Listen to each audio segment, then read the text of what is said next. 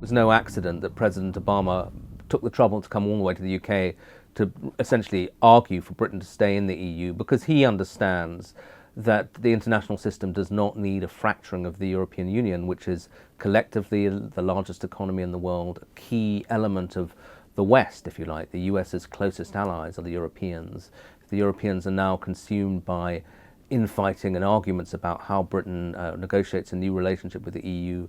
If you see other populist forces on the rise now within the European Union, such as the far right in France and in the Netherlands, it's a very bad outlook for the coherence of a key element of the global economy and the global political scene.